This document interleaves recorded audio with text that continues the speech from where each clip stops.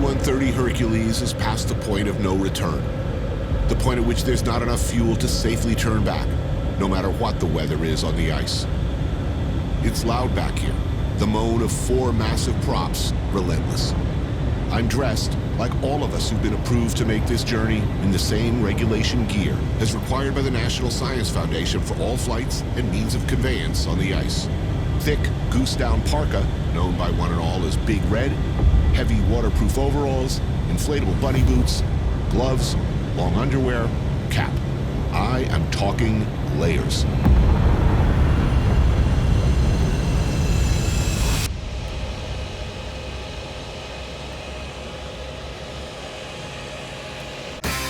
I took a walk through this beautiful world. Felt the cool rain on my shoulder. Found something good in this beautiful world. I felt the rain getting colder. Sha-la-la-la-la, sha-la-la-la-la-la, sha-la-la-la-la, sha-la-la-la-la.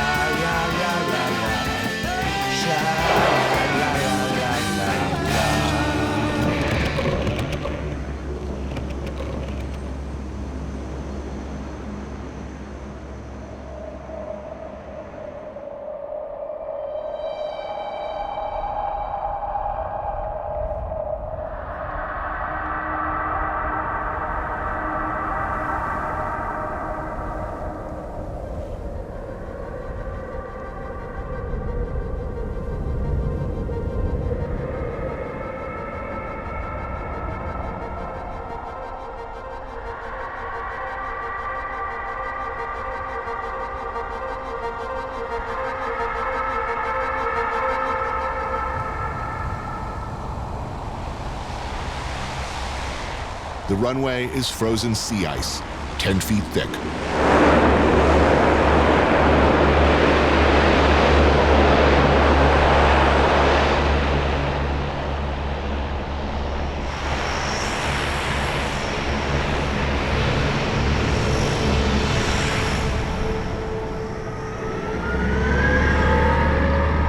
The airport shuttle, Ivan the Terrabus, a road warrior-looking behemoth that takes us slowly towards our destination.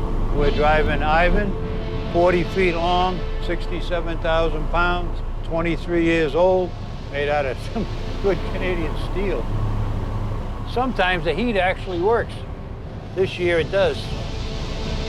It is no short hop to Antarctica, and no easy thing to see it the way it should be seen. The last unfucked up place on Earth.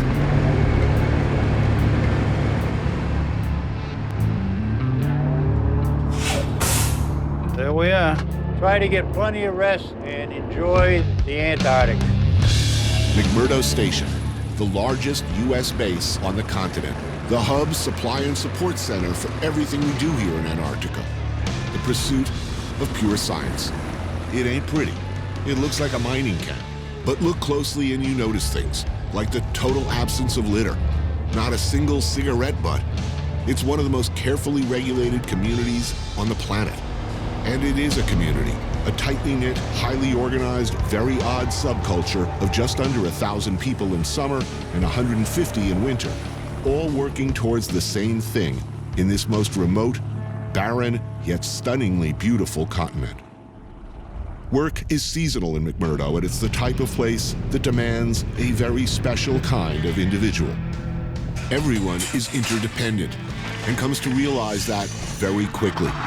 The scientists, known in local parlance as beakers, depend absolutely on a support community of specialists like the carps or carpenters, heavy equipment operators, the fuelies, riggers, pilots, wasties, cooks. Like I said, it takes a special breed of hard-ass to not just make it down here, but like it. You got to be tough. Right now, I love being in McMurdo because it's like being at a spa for scientists. Doug McHale is one of the world's preeminent glaciologists who's been coming to Antarctica since the 70s. The coffee house, one of 3 watering holes on station. It's not much to look at, but offers a welcome respite from the cold. One thing about this continent that's special is the vertical hierarchy. Everybody respects up and down equally. The janitor really does have a sense that their action is right at the front line. That doesn't happen as much elsewhere in the world of science. Tangibly seeing a contribution. What brought you here? It's cold down here. It's part of some kind of personal honor. People who come as a scientist might think of their science as driving them more than thinking of coming to a place that is definitely different than anywhere else in the world.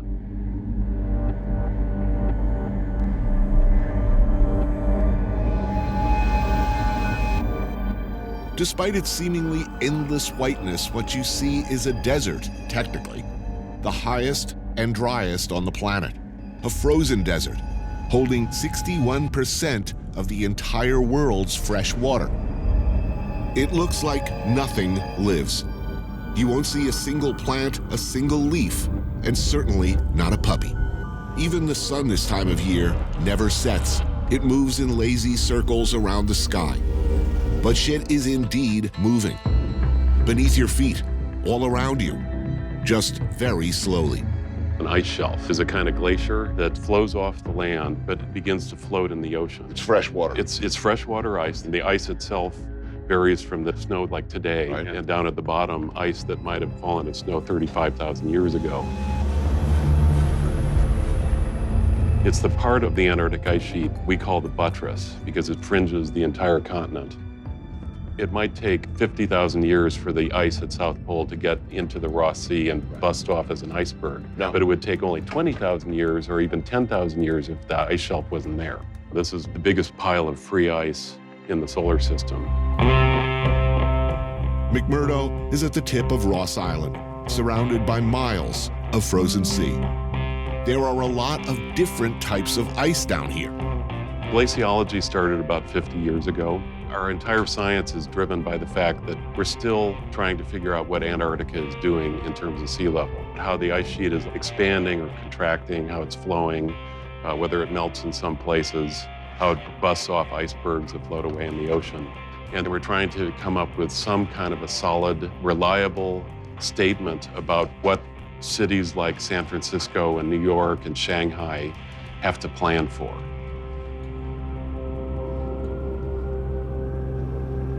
Antarctica, for all too obvious reasons, remained free of any sustained human contact until the mid-20th century, when the U.S. Navy launched Operation Deep Freeze, an enormous logistical enterprise that established the first permanent base here at McMurdo in 1955. Deep down in the ice, caves were cut, and here the supplies were packed away in a natural fridge. Frozen meat, perfectly preserved, but where's that axe? Let's have a bit of 15-year-old ham. Since the National Science Foundation took over from the Navy, things have gotten a lot less Wild West around here. It feels like dorm life at college.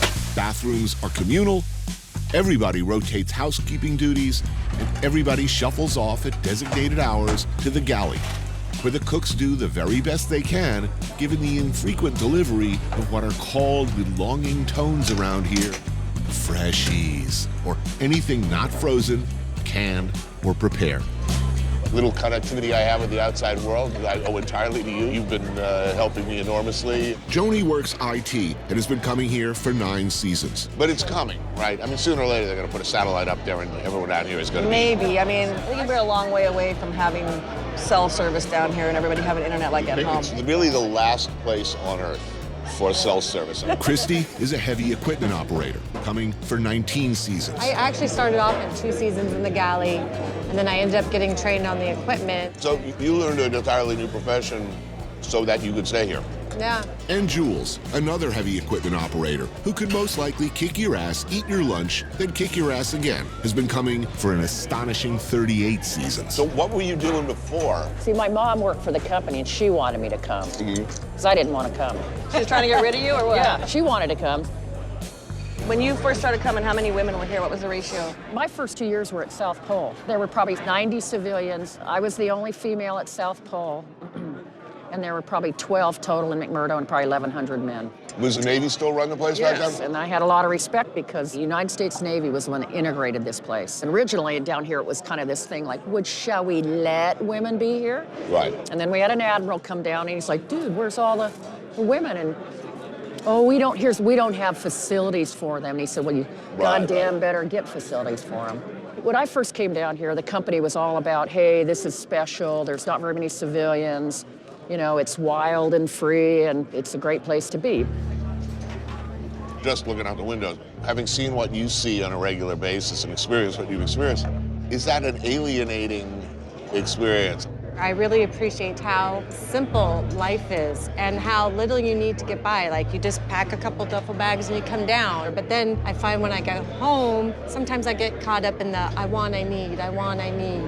And that's the part that kind of bums me out. And that's one of the things I like about it, is that there's no rat race, there's no errands. It's a pretty egalitarian society here.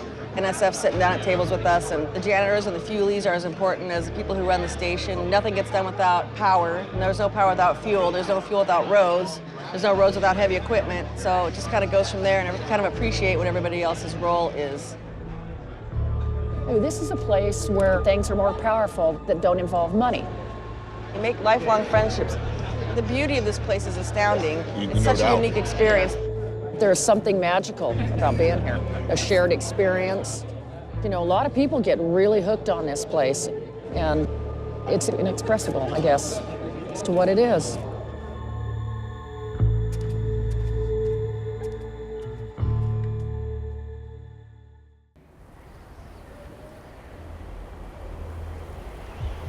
In Antarctica, the sun sets once a year and rises once a year.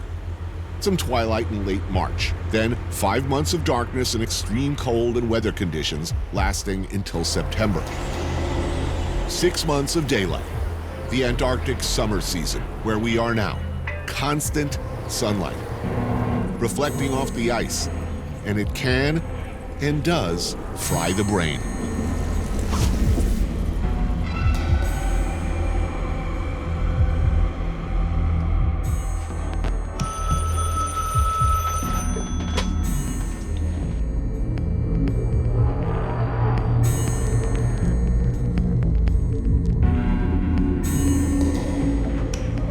Hello, ladies and gentlemen. My name is Romano. This is the Hot Cup of Joe radio show. We're going to spin some tunes here. I have a special guest in here today.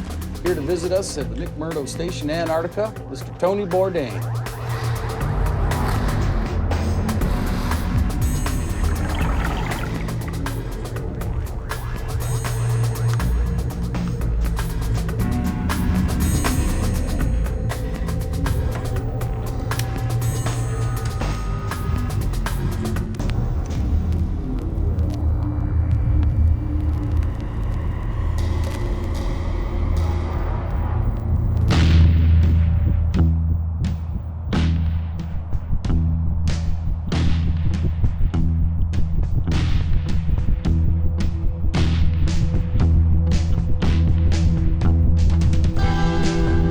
There are no roads and few suitable runways beyond McMurdo.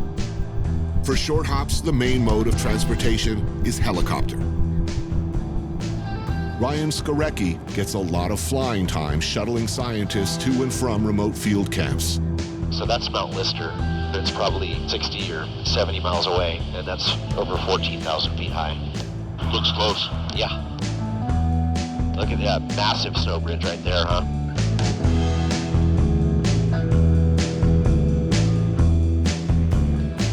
And there's some good building-sized blocks.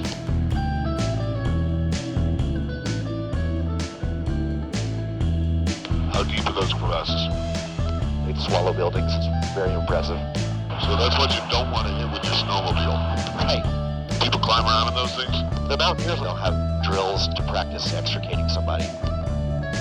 There is a steep learning curve to flying down here, skillfully handling gale force winds, reduced control at high altitudes, and the unpredictability of extreme turbulence around mountains and active volcanoes. Slowly but surely climbing, and it's minus 20 outside. Erebus, and that's Mount Terror. This is Mount Erebus, the southernmost active volcano on Earth.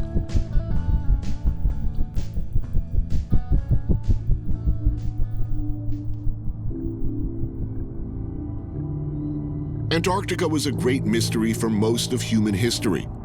Only a theory, a great white space at the bottom of the world. We're just passing 8,500, so we'll go another 4,000. You're going to see the main crater in just a second. The conditions endured by the first British Antarctic explorers like Scott and Shackleton and Norwegian Amundsen, and the lengths of time they endured them are, well, horrifying to imagine. They made their journeys in wooden ships, man-hauling equipment across glaciers, ice floes, mountains, and frozen seas, surviving on penguin meat when rations ran out. You might start to smell some sulfur.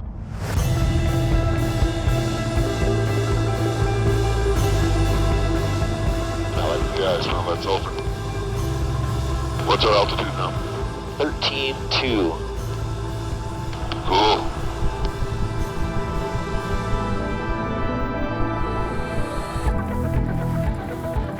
About 22 miles from McMurdo is Cape Royds, where a penguin colony of about 2,000 breeding pairs live.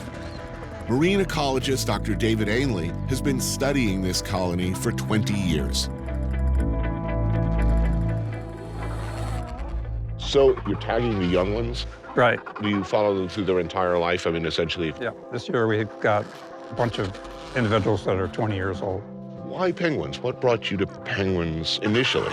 Well, this kind of penguin just does everything with no secrets. Right. If you ask the right question and you're creative enough, then they're going to give you the answer without a lot of guessing. What really interests me is the relationship of these penguins to the ocean and how they fit into the food web. During the 90s, small colonies like Cape Royds were increasing much faster than the large colonies, where the competition for food was so intense. In the last 10 years, colonies started increasing again. We think it's because of a fishery for Antarctic toothfish. The toothfish and the penguins eat the same prey, so now there's more fish available for adults to capture and feed to their chicks. Oh, so there's less competition, therefore more of the same prey available. Yeah.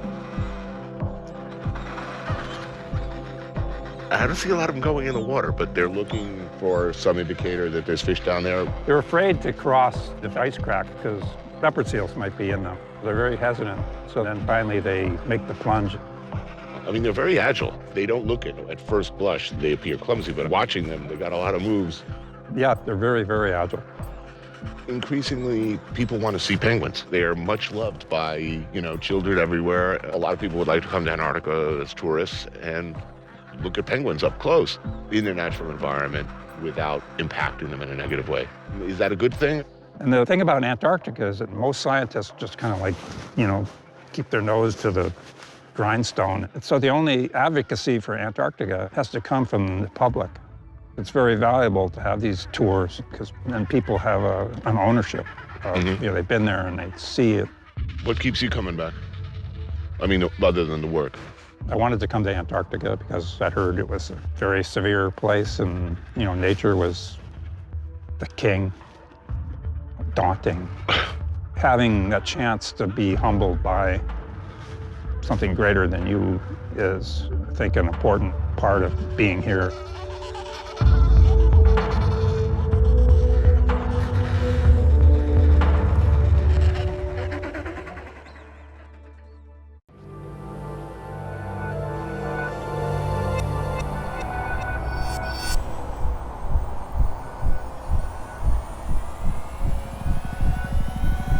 Not all of Antarctica is covered with ice. 60 miles out of town are the dry valleys. The 1% of the continent devoid of snowfall. Scott called it the Valley of Death, and it feels like Mars. In fact, they used to test out equipment for Martian exploration here.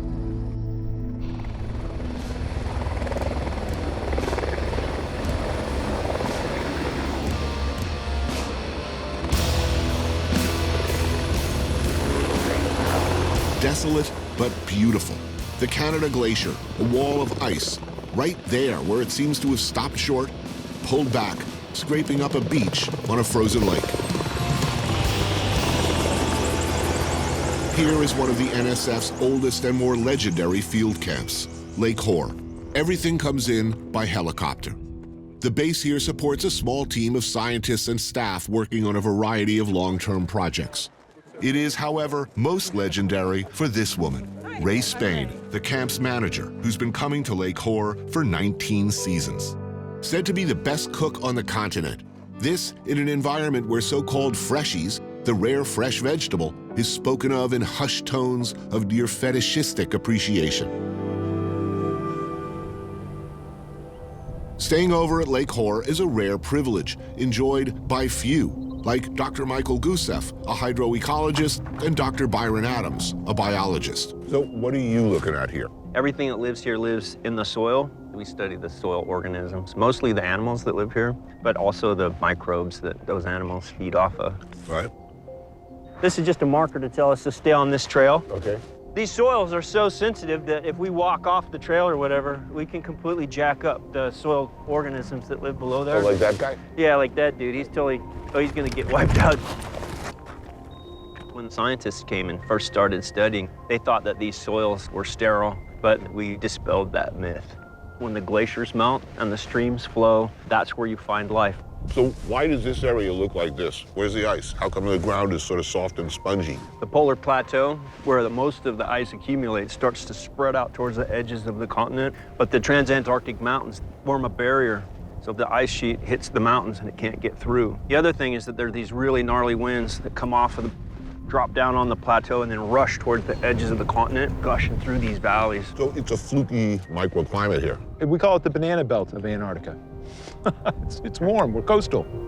Life at Lake Hoare, considering the limitations and the difficulties, is freaking luxurious by continental standards. Out here, by the way, as everywhere on the continent, every bit of waste is separated and collected. One pees in a bottle and pours it in the barrel, where it is eventually collected and shipped back to America.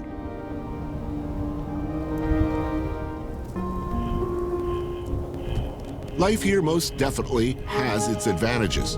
Ray and her staff seem always to be making something delicious.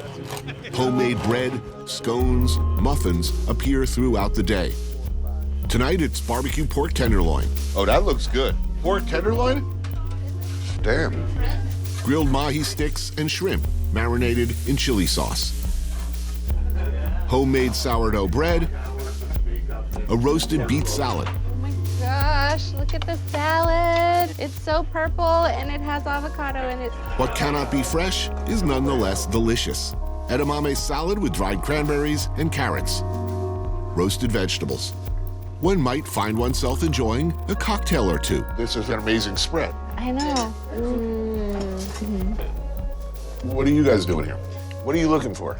I'm collecting water samples in the streams and also collecting samples of the algae. So we're looking at these cyanobacteria mats, which create this rainbow shag rug in the streams, which is it's super cool. Well, you know, the beginning of the 20th century, when scientists and explorers were national heroes, there was a hunger for knowledge and discovery. Not a good climate for facts, though, that we live in today. No. We may interpret our facts differently, but we don't get to make up our own facts. I mean, there are plenty of people out there who believe the Flintstones is pretty much an accurate portrayal of history. Don't laugh, Mike. That's I know. Public, they're funding our science in large part. You want that connection between the public and the scientist, and that's something we don't do a great job of back home. I get this criticism all the time, though, that you scientists need to do a better job of presenting your research. I get that, but I'm a professor at a university. I present knowledge and information. They attend the classes, they learn all this awesome stuff, they're thoughtful, they enter the world, they make the world better, but they don't do it in a 5-minute soundbite. But we live in a terrible new reality where you better have a 5-minute soundbite or they're coming for you. Right. We gotta learn how to teach evolutionary biology, 140 characters. Yeah, pretty much. So you guys just need better press. Yeah. You are gathering data that will potentially save the world from flesh-eating, anal-seeking algae.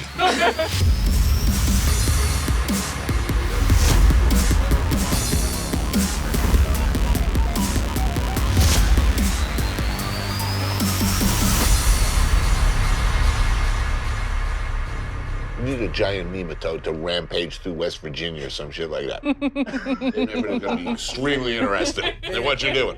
In a battle between a nematode and the algae, who's going to win? The algae. Nematodes eat algae. For now. I'm betting on algae. You know, in this time, you've all chosen to come out here, and you've all been born in the wrong century. Why do you put up with these people? Because everybody here is such incredible people. I can't help it. I can't find any place else like this. 34 years later, still in love with the place. By the way, this is an amazing meal. Lucky for us, some freshies showed up today because it gets really challenging. It's her superpower. Because I've got like 4 drawers of spices. I think that can make a difference. Makes a difference. Well, the meal was delicious. Thank you.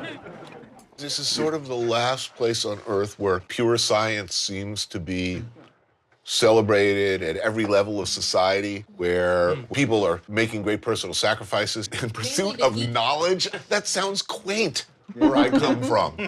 But it's an entire continent of seekers in a world that is increasingly hostile to basically everything you're all about. It's quite wonderful. Wouldn't that be great, though? Eh? If everyone played as nice as we do with other nations, working together to do science, collaborating. Yeah. Dream on, buddy. Some money on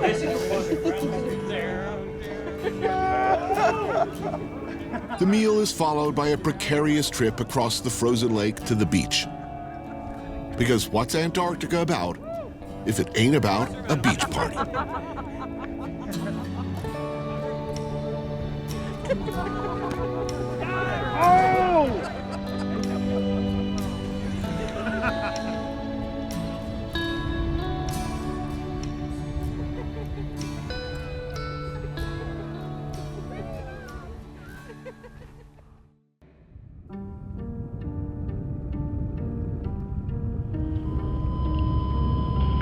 Skier 22, Max Center, go ahead. Skier 22, check pole 5 at 329er in the block 200 to 26030. Estimate pole 6 at 007, South Pole now. Skier 22, roger, thank you. Another C-130.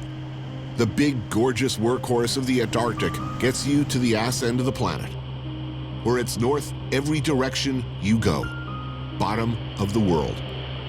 So I like to say this is the biggest airplane you can do little airplane things with. You see ski planes or float planes, and we're trying to do those same types of missions with a C-130, which is unusual.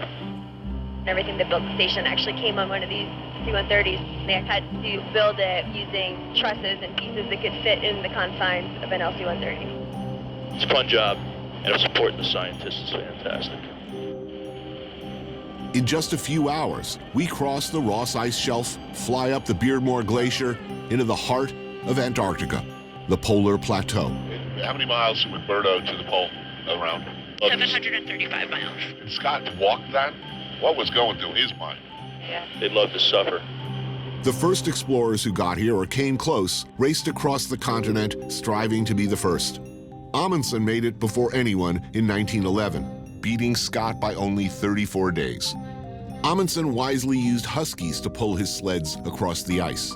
Scott didn't, and his team never made it back alive. The South Pole.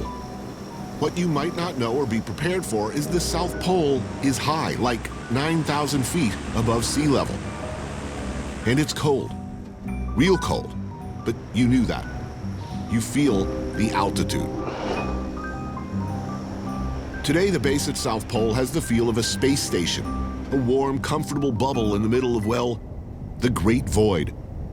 It can be incredibly harsh out there, with winds reaching as high as 50 knots and temperatures regularly dropping below -50 degrees Fahrenheit. About 200 scientists and staff work here during the summer season. Some of the few freshies that left. Oh, really? Chef Brian Denham is responsible for keeping them all fed and happy. He's been coming here for about 5 seasons, wintering over for 3 of those. Again, one makes a lot with a little. What do you think a likely common thread is between all of the people who choose to come to this place? Everybody's got a spirit of adventure here. It's really cool because you think, oh, I've done some pretty cool things, and then you talk to someone else and think, oh, I've done nothing. Dr. Stuart Jeffries is an astronomer and solar specialist. First year's for the adventure, the second year's for the money, the third year's because you don't fit in nowhere else. Yeah, can't function anywhere else. That's right. Siri Grossman runs equipment and supply. I really love it here. I feel like I live on a space station. I keep coming back. It's damn good.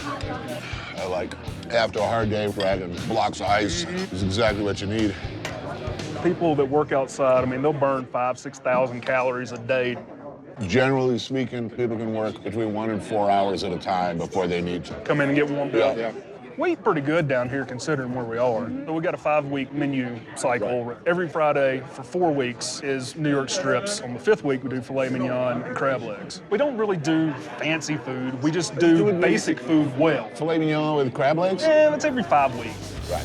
How do you deal with vegetarians with no freshies? We got lots of frozen and canned stuff. It's like justice. Yeah.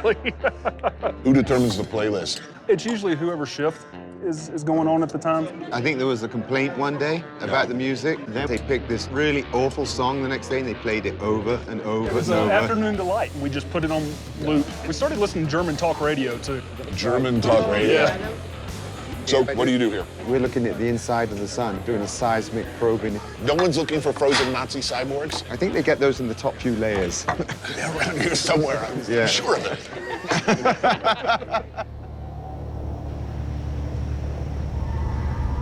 Beneath the station is a subterranean world.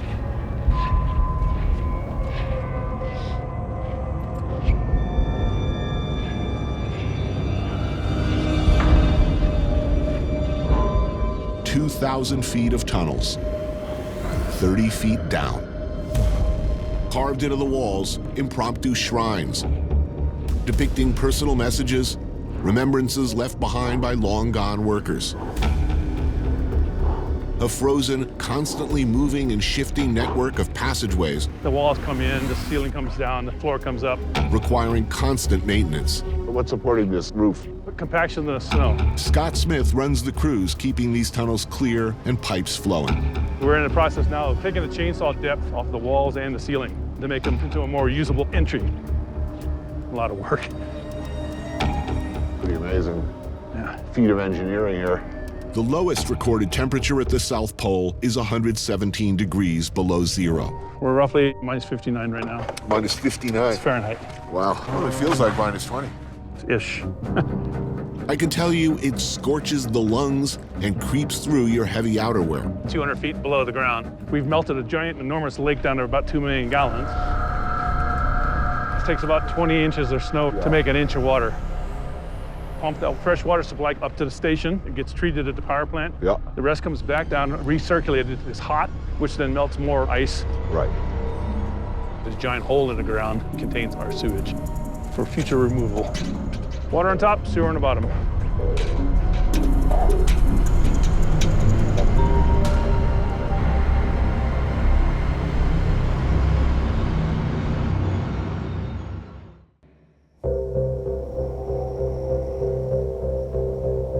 What do they do down here? Some pretty trippy shit, as it turns out. This is the Bicep in the Dark Sector Lab, and the South Pole Telescope, 10 meters across, mapping thousands of degrees of sky. Today, they're installing the most advanced camera of its kind. It's the 3rd generation South Pole Telescope camera, 16,000 pixels. It weighs about 2,500 pounds. In a couple days, we're gonna pull it up into the telescope and try and see if we can hit the sky with it. Very cool. It's like a Bond villain stuff, you know. Yeah, no, it's right.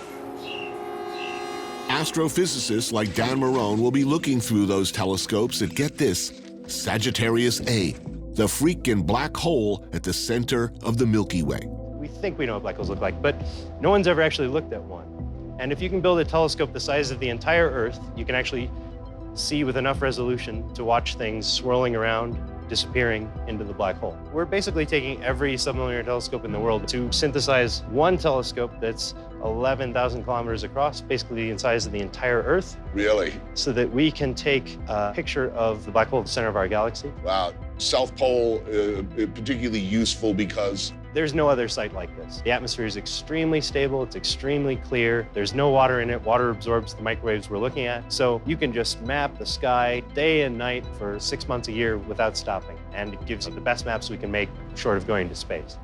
I grew up in the Kennedy era, where the space program was everything. The first man on the moon, the space race, the whole nation can't wait till we can get to Mars. Nobody gives a fuck now.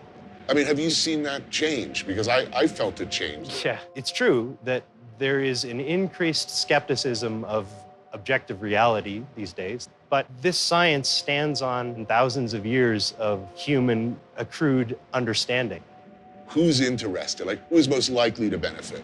There's no immediate answer to that question. But you're asking basic questions about the fundamental nature of matter, time, space. Surely it was people asking those kinds of questions that led directly to technologies that we take for granted now. That's right. I mean, there's no question. We have to solve hard problems to do these things. And when we solve them, they have other applications. I've always thought of this basic research, trying to understand the universe, as one of the most hopeful things that humans do. We just want to know. What's at the other end of that? Wouldn't you kind of like to know? At a time when science is held in open contempt, when painfully acquired data is actually being deleted from computers if it conflicts with preconceived policies, these guys are looking at some deep stuff. Where do we come from?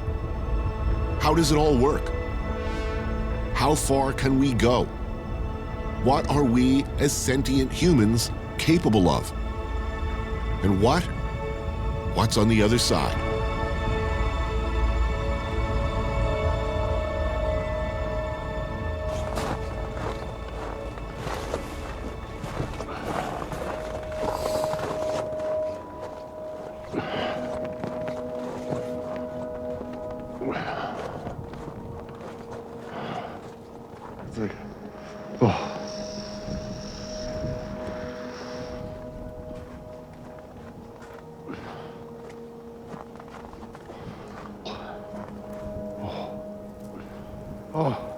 Chilly.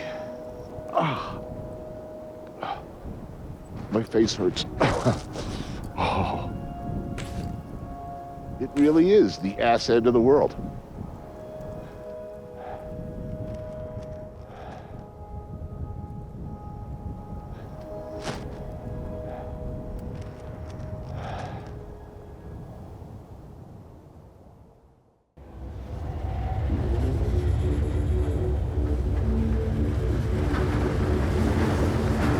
As the Antarctic summer season comes to an end, the U.S. Coast Guard icebreaker Polar Star cuts through 70 miles of frozen sea to make a channel for the resupply ship Ocean Giant. She delivers vital food and equipment to McMurdo before the winter closes in. Just over 500 containers coming down, and it'll be 500 going back. Well, it's just like a giant human. Food comes in, shit goes out. Yep, pretty much, yeah. The human waste does go out. Yeah, everything, right? The retro, the waste, old equipment. Dale Rivers, Fleet Ops foreman, makes sure the supplies are moving on and off safely. The whole town mobilizes, working alongside hundreds of Navy Fleet Ops to unload and reload. Oh yeah, that'll do. Thank you. You're welcome. Awesome. Russell Freeman is the executive chef at McMurdo. It's our year supply of food. Year supply? Yep. How old is this fucking bird? Ideally, you would want it from last year. We do a lot with a little. Yeah. Soon after this vessel leaves, the population starts just going downhill. Right. Yeah, we're going to warm places, green grass, all the things you don't see down here. Children, puppies, and exactly. Salads. Yeah, and then we just scatter to the winds and regroup in August. Yeah. Oh, yeah?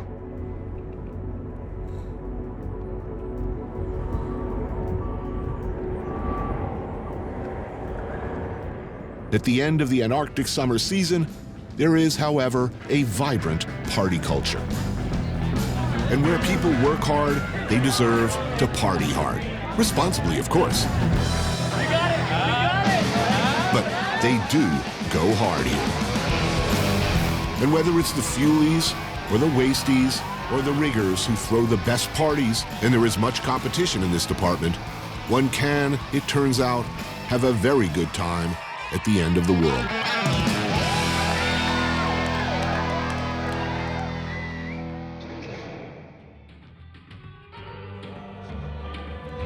Let's get another album queued up here. I'm liking this song. All right, this is the world's worst and most technically inept DJ signing off. Thanks for listening.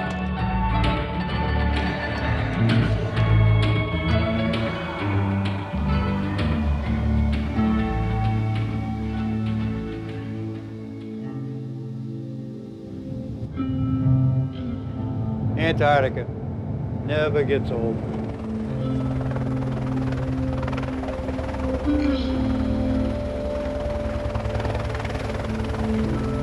There is a curiosity in everyone who comes here. It's a continent of travelers, of seekers, united in the continuation of exploration, learning, the search for greater understanding, the pursuit of pure knowledge.